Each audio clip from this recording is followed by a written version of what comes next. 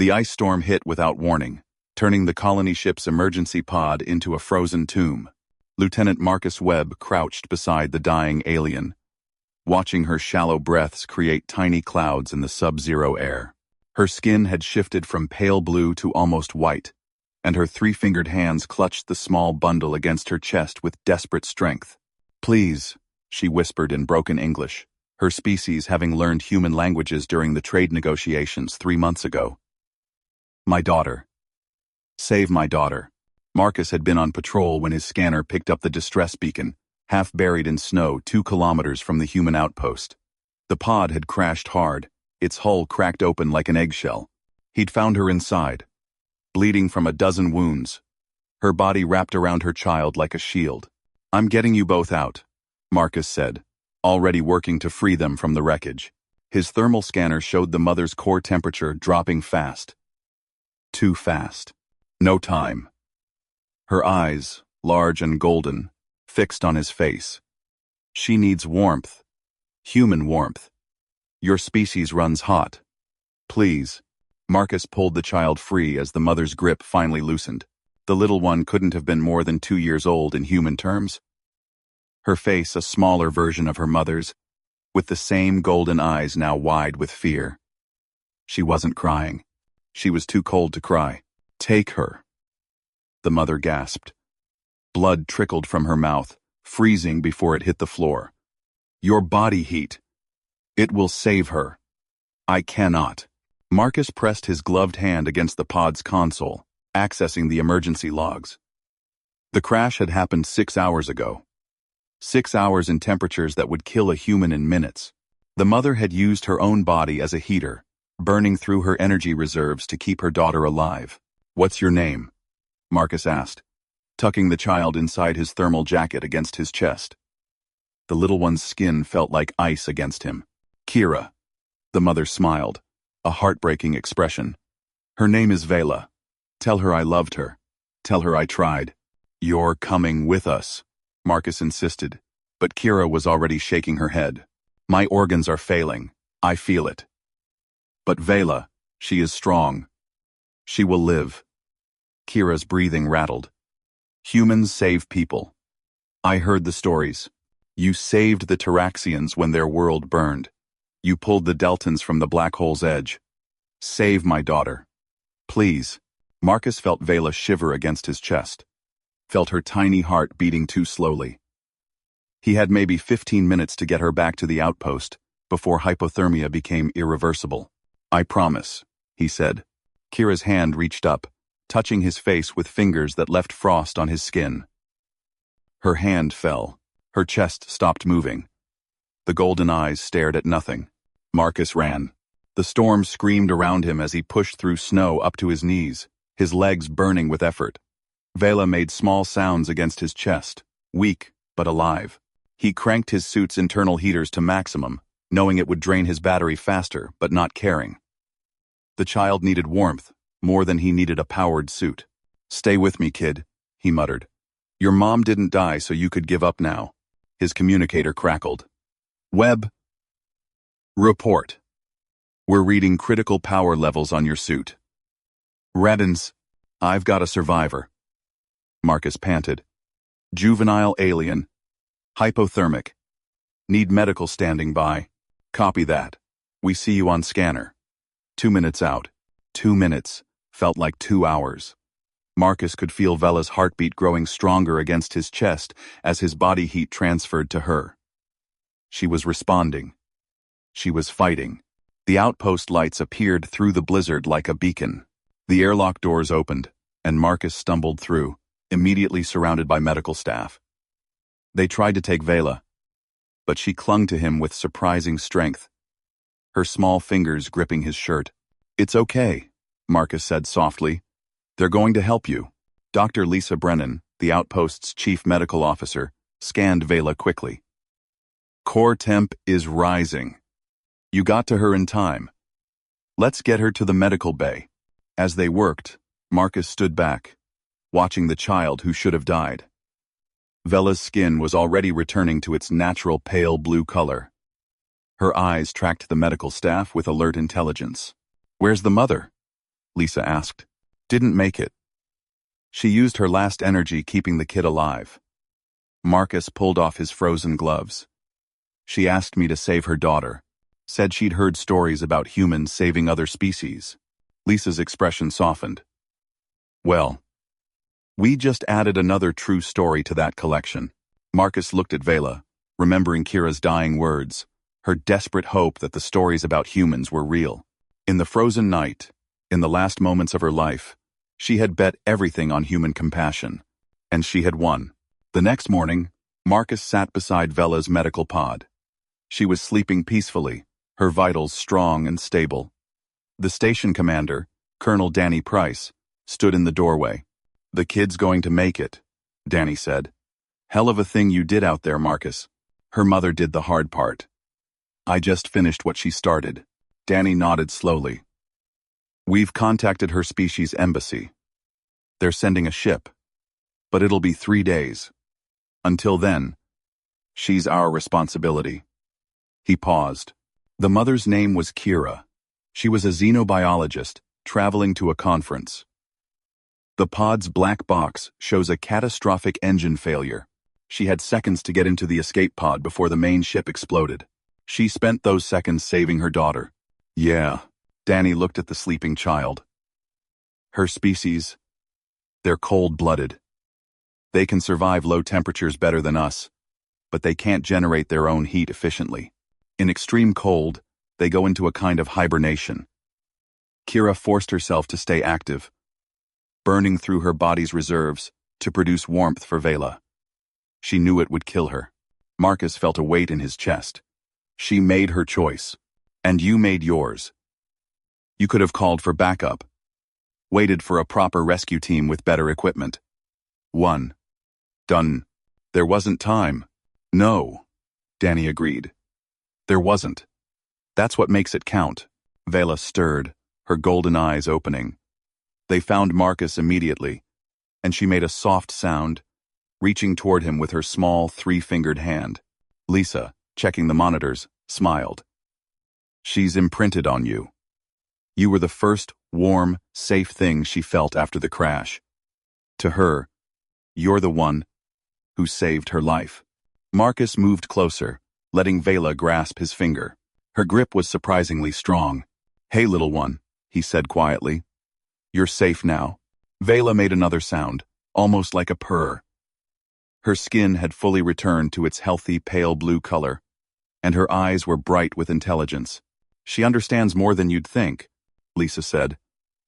Her species develops cognitive abilities early. She might not remember everything, but she'll remember you saved her. She'll remember her mother. Good, Marcus said. Kira deserves to be remembered. Over the next 3 days, Marcus found himself spending every free moment with Vela. She wouldn't eat unless he was nearby. She cried when he left the room. Lisa explained it was a natural bonding response, especially after trauma, but Marcus suspected it went deeper than that. Vela was smart. Frighteningly smart. By the second day, she was mimicking human words. By the third, she was stringing together simple sentences. Where, Mama? She asked, her voice small and high. Marcus had known this moment would come. He knelt beside her bed, meeting those golden eyes that reminded him so much of Kira's last, desperate gaze.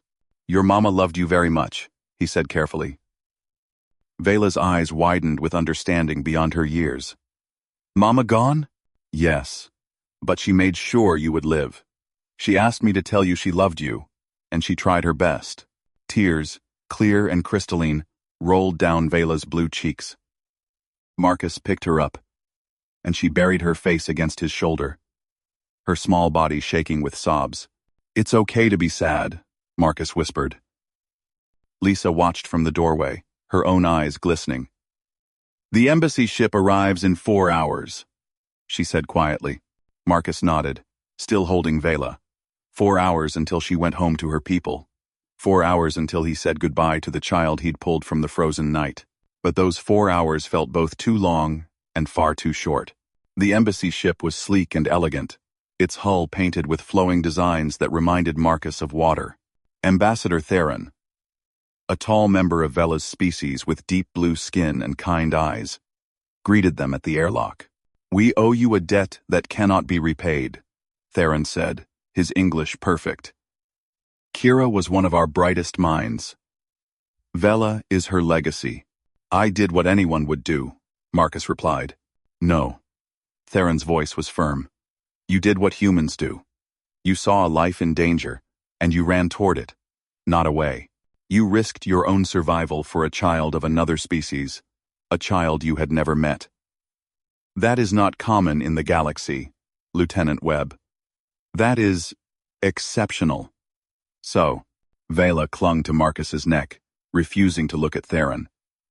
"Stay with Marcus," she said, her voice muffled against his shoulder.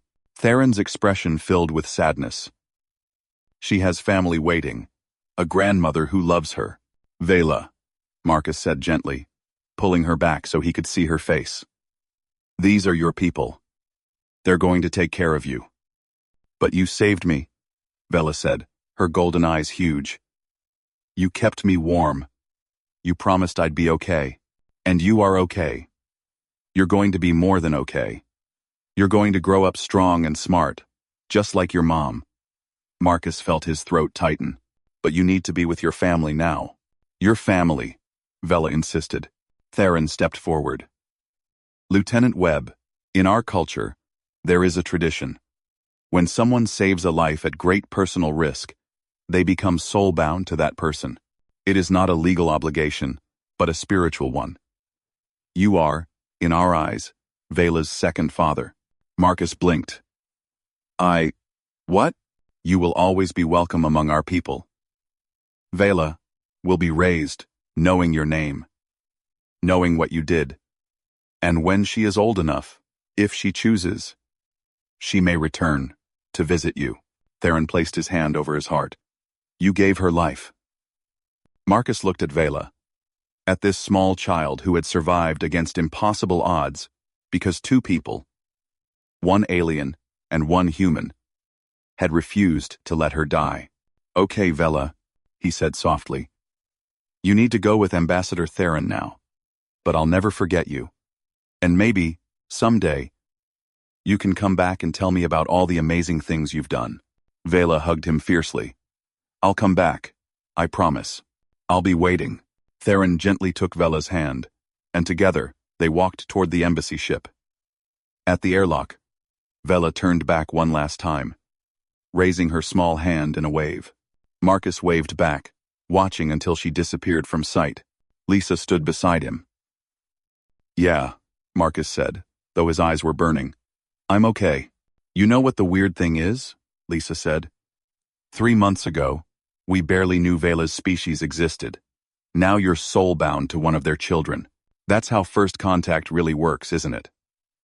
Not through governments and treaties, but through moments like this." Marcus nodded slowly. Kira knew. In her last moments, she knew that the stories about humans were true, that we'd help. That's a hell of a thing to live up to. "You already did," Lisa said. "You ran into a blizzard and pulled a dying child out of the frozen night. You gave her back her future. That's exactly the kind of story that makes other species believe in us. I just hope I see her again someday." "You will," Lisa said with certainty. "That kid's got her mother's determination.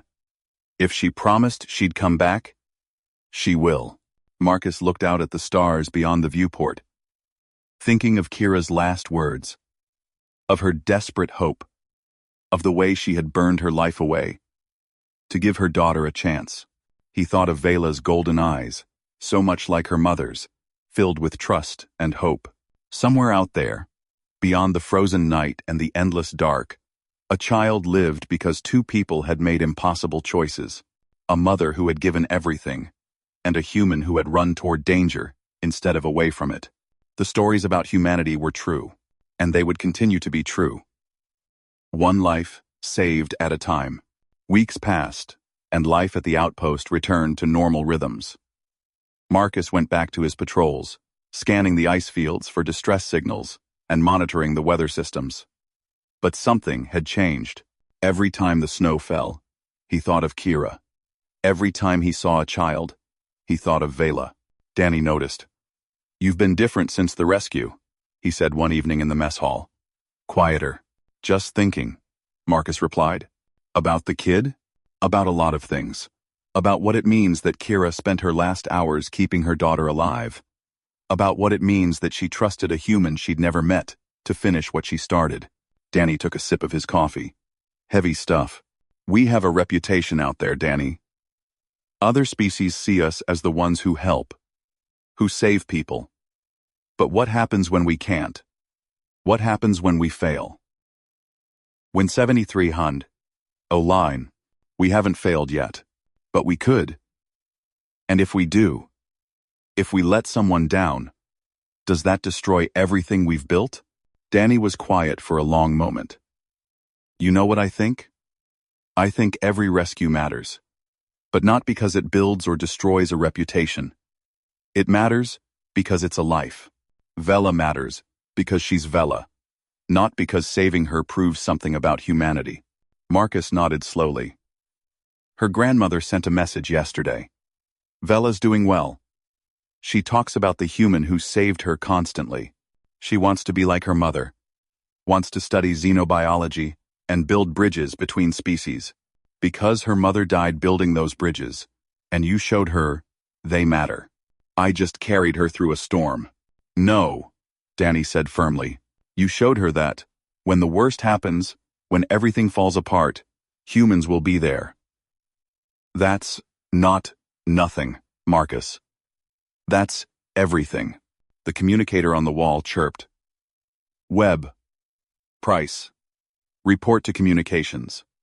We've got an incoming transmission from the Valaxi embassy." Marcus and Danny exchanged glances and headed to the communications center. The screen flickered to life, showing Ambassador Theron's face. "Lieutenant Webb, Colonel Price, I hope I'm not interrupting." "Not at all, Ambassador," Danny said. "What can we do for you?"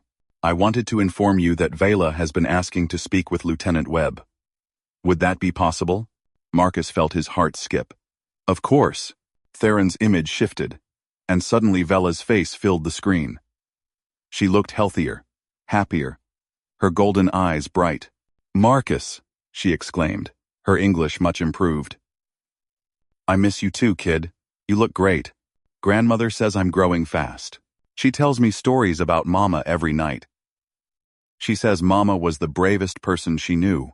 Your grandmother's right. Your Mama was incredibly brave." Vela's expression grew serious. "Marcus, I want to thank you. Grandmother explained what you did, how you ran through the storm, how you shared your warmth. She says you could have died. I wasn't going to leave you there, Vela. I know. That's what makes humans special. That's what Mama believed." Vela smiled. "I'm going to study hard. I'm going to learn everything I can about humans and other species. When I grow up, I want to help others, like Mama did, and like you did. You're going to do amazing things, Vela. I know it. Will you come visit me someday?" Grandmother says, "You're always welcome." Marcus glanced at Danny, who nodded. "I'd like that very much. Promise?" "I promise." Vela's smile could have lit the entire outpost. "Good. Because you're my second father now. That means you're stuck with me." Marcus laughed, feeling warmth spread through his chest. "Being stuck with you sounds pretty good, kid." They talked for another 10 minutes before Vela had to go. As her image faded, Marcus sat back, aware that Danny was watching him with an odd expression. "What?" Marcus asked. "You just became a father to an alien child," Danny said. "That's going to look interesting on your personnel file." "Yeah. Well, it's been that kind of year." "That it has." Danny stood. "For what it's worth, Marcus, I'm proud of what you did. Not just the rescue, but everything after. You gave that kid hope when she had nothing left. That matters." As Danny left, Marcus stared at the blank communications screen. Somewhere across the stars, Vela was growing up, carrying her mother's dreams and the memory of a frozen night when a human refused to let her die. The stories about humans were true, and Marcus was determined to keep them that way. Months turned into a year. Marcus continued his work at the outpost. But now he carried something new with him. Regular messages from Vela. She sent updates about her studies, questions about Earth and human culture, and occasional photos of her life. In each message, she mentioned her mother, keeping Kira's memory alive. Then, one day, a different message arrived. It was from Vela's grandmother, and it was urgent. Lieutenant Webb, I need your help. Vela has been having nightmares about the crash. She wakes, screaming, trapped in her memories. Our healers have tried everything, but she keeps asking for you. She says you're the only one who understands what happened that night. Would you consider coming to our homeworld? I know it's a great deal to ask. Marcus didn't hesitate. He put in for leave immediately. 2 weeks later, he stepped off a transport ship onto Valaxis Prime, a world of sweeping blue oceans and towering crystal cities. Vela's grandmother, Senna, met him at the spaceport. She was elderly, her skin a deeper blue than most, with kind eyes that reminded him of Kira. Thank you for coming, Senna said, gripping his hands in the traditional greeting. Vela has been counting the days. Senna, how bad are the nightmares? She relives the crash every night. She feels the cold. Hears her mother's last words. Our healers say it's traumatic echo, a condition common in survivors of near-death experiences. But Vela won't talk about it with anyone except you. They traveled to Senna's home, a beautiful structure overlooking the ocean. Vela was waiting in the garden, looking small and scared, despite having grown several inches. Marcus! Hey, kid. I heard you've been having a rough time. Vela pulled back, her golden eyes filled with shadows. I can't stop remembering. Every night, I'm back in the pod. I'm cold, so cold, and Mama's dying, and I can't help her. Marcus knelt so they were at eye level. You want to talk about it? Everyone wants me to forget. They say I should move on, think about the future. But I can't forget Mama. If I forget the crash, I forget her. Vela, remembering your mother and remembering the crash aren't the same thing. You can honor her without reliving her death. But how? Vela's voice broke. How do I let go of that night without letting go of her? Marcus thought carefully. Tell me what you remember about your mother before the crash. What was she like? Vela hesitated, then began to speak. She talked about Kira's laugh, about how she would explain complex scientific concepts using simple examples. She talked about the way Kira sang at night, how she always made time to play, despite her busy schedule. As Vela spoke, her voice grew stronger. The shadows in her eyes began to fade. That's your mother, Marcus said when she finished. Not the crash, not the dying, the living, laughing, loving person who raised you. That's what matters. But I feel guilty, Vela whispered. She died saving me.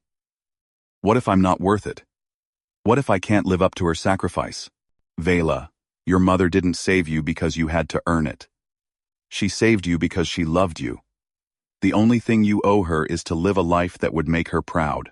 And from what I've seen, you're already doing that. I'm scared, Marcus. What if I forget her face? What if the memories fade? 7 state. I'm scared. They won't fade if you keep them alive. Tell stories about her. Share her work. Become the person she hoped you'd be. That's how you honor her memory. Vela was quiet for a long moment. Then she said, Marcus took a deep breath. She said she loved you. She said she tried. And she asked me to tell you that you were strong, that you would live. She was right about all of it. Tears rolled down Vela's cheeks, but she was smiling. They spent the next week together. Marcus told Vela everything he remembered about Kira. Every word, every expression. Senna added her own stories, painting a picture of a remarkable woman who had changed her field and touched countless lives. Slowly, Vela's nightmares began to fade. She started sleeping through the night. The fear in her eyes was replaced by determination. On Marcus's last day on Valaxis Prime, Vela took him to a memorial garden, where Kira's name was inscribed on a crystal monument, along with other scientists who had died in service to knowledge. "I'm going to make Mama proud," Vela said, touching the crystal. "I'm going to continue her work, build bridges between species like she did. And I'm going to tell everyone about the human who kept her promise. You don't have to do anything for me, Vela. I know, but I want to. You gave me back my life. Now I'm going to use it to make the galaxy better, just like Mama wanted." Marcus hugged her tightly. "I'm proud of you, kid. Your mother would be too." As his transport lifted off from Valaxis Prime, Marcus watched the planet shrink beneath him.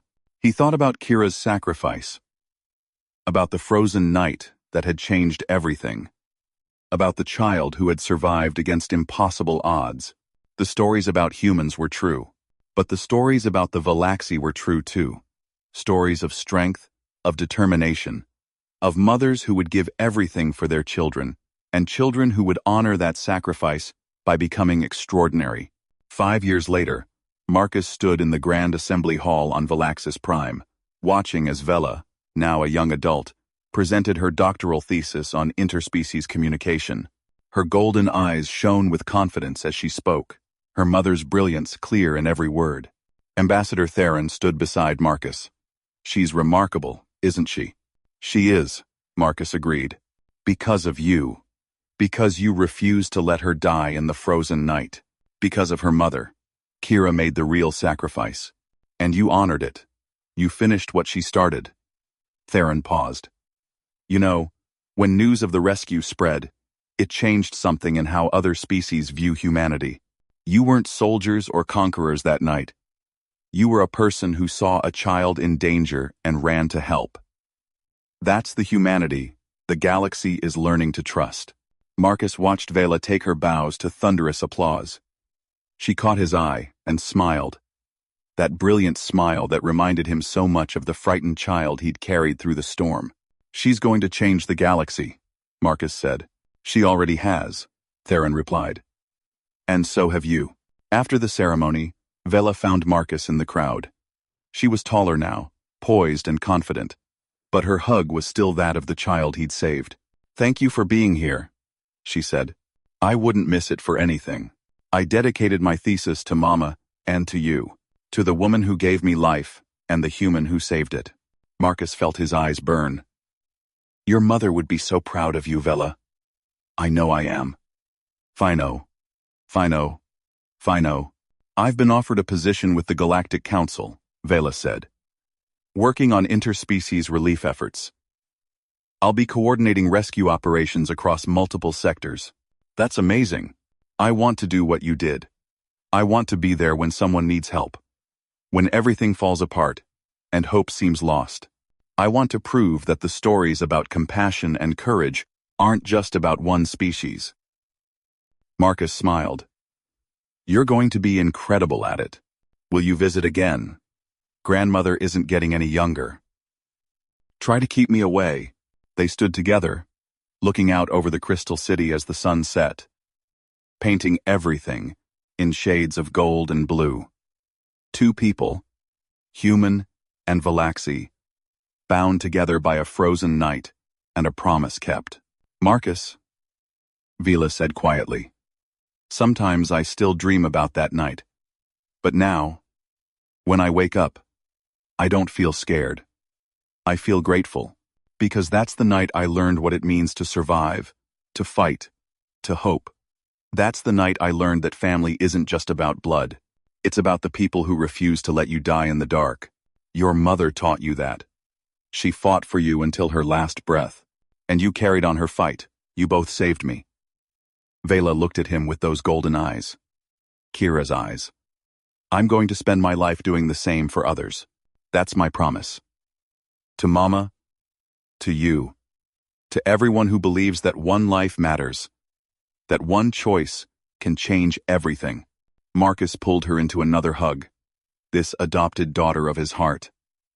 Then the galaxy had better watch out, because Vela, daughter of Kira, is about to make it a better place. She laughed, the sound bright and full of hope. We both are. Humans and Velaxi, side by side, just like it should be. As the stars began to appear in the darkening sky, Marcus thought about that frozen night 5 years ago. He thought about Kira's desperate hope, her belief that humans would help. He thought about the promise he'd made and the child he'd saved. The stories about humanity were true, but the best stories, Marcus realized, weren't just about humans. They were about what happened when species came together. When compassion crossed the barriers of biology and culture. When someone, anyone, decided that a life was worth saving. Vela would go on to save countless lives in her career. She would become one of the most respected figures in the Galactic Council, known for her tireless work in disaster relief and her passionate advocacy for interspecies cooperation. She would honor her mother's legacy and build her own. And it all started on a frozen night, with a dying mother's last breath and a human who refused to walk away. The galaxy remembered Kira's sacrifice, but it also remembered Marcus Webb, the lieutenant who ran into a blizzard to save a child he'd never met, who proved that the stories about humanity weren't just stories. They were truth, and that truth would echo across the stars, inspiring others to choose compassion, to choose courage, to choose hope, even in the darkest, coldest nights. Because in the end, that's what it meant to be human. That's what it meant to be alive. That's what it meant to matter.